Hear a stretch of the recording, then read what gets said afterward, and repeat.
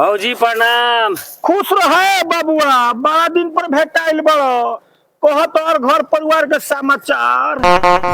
हमार समाचार तो ठीक बा भौजी, लेकिन हम आज का देखई तारी हई घर दुआर अपने हाथे बहरई तारी। पतोहिया के तबीयत खराब बा का? ओ कुल अच्छे के बातें न करो, ओकर मुंह देखल हमरा पाप बा। अच्छा कथी हो गेल भौजी? पतोहिया पे इतना काहे खिसियाल बनी? ओकरा बारे में बात ना करब तबे ठीक रही। कम से कम कहू ना का भइल बा?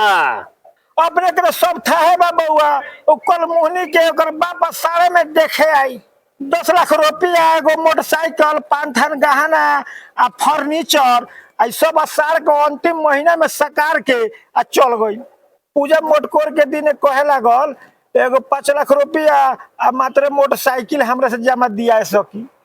वो कहलक शादी होके दी, बाद में रह सके दे दे। हमनियो सोचनी देवे ला कहते बा तो काहे शादी ब्याह रोकेला। शादी होइला कितना दिन हो गइल, बाकी सामान आज तकले ना मिलल। ये बात कुलसनी से कह देनी जौन सर सामान तोर बाप सकल रहे उस बाकी सामान कहिए दी।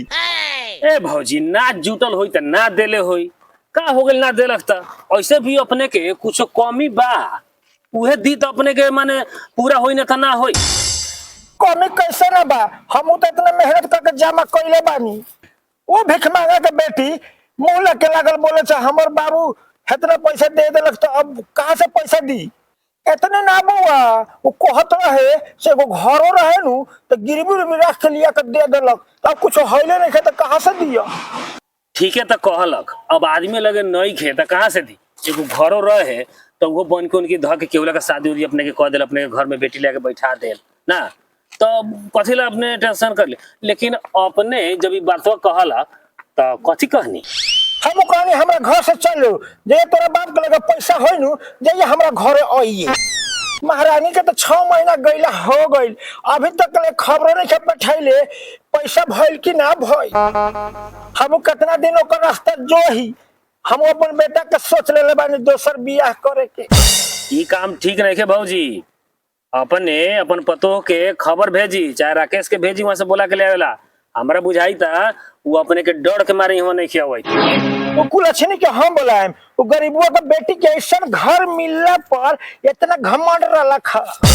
जब हम अपन बेटा के दोसर बियाह करेम नु तब ओकर घमंड टूटी आ हमर करेजा ठंडाई। अब हम जाएम बोलाए, उहे बिगल थूक हम चाटे वाला बानी। ठीक बा भौजी, हमर जौन ठीक लागल वो कहली है, बाकी अपने लोन के मर्जी। अब हम जाइत रही, हमर दोसर काम बा। ठीक बा बउआ, दोसर हम अपन बउआ के बियाह करेम नु त कार्ड पेठाम त जैसे भी चलैया। ए राकेश बेटा, बगले गांव के एगो लड़की के रिश्ता आइल बा। उ लड़की बीए पास बिया। ए बहू से बड़ा धनिक बिया आ बड़ा सुंदर बिया, जौन 10 लाख रुपया देवे के कहता लोग। 4 चक्का गाड़ी आ ओमे तोहर जथी इच्छा बा जौन सामान मंगबनू जौन सामान देवे के कहता लोग। आ तू कहबा त तोहर बोलो वहां शादी के बाद चलाई। ठीक बा माई, तोर इच्छा जहाँ होई नु शादी करे के हमार वही लंग हम शादी करेम। ठीक बाटे, तो शादी के बाद हम आगा बातचीत चलाओ तानी। ठीक बा माई, तब हम चल तनी तनी दोसरा और जाए के बाटे। ठीक बा, चल तनी। माई तू झाड़ू लगाओ तारे, लक्ष्मी कहाँ बा? बगीचा में घूमे गइल बिया। लक्ष्मी कहाँ बा हो? चिल्लात कहाँ ले बानी? मैं तो हम बगीचा में बानी। लक्ष्मी तोरा इतना हिम्मत भेल हमारा मतारी के कहलू तू झाड़ू लगाओ के, पोछा लगाओ के और खाना बनावे के? हाँ कहनी, हमार पापा जी इतना रुपया कहाँ ले देले बड़? हमरा जथी कहे के मन होई नु केहू के कहे।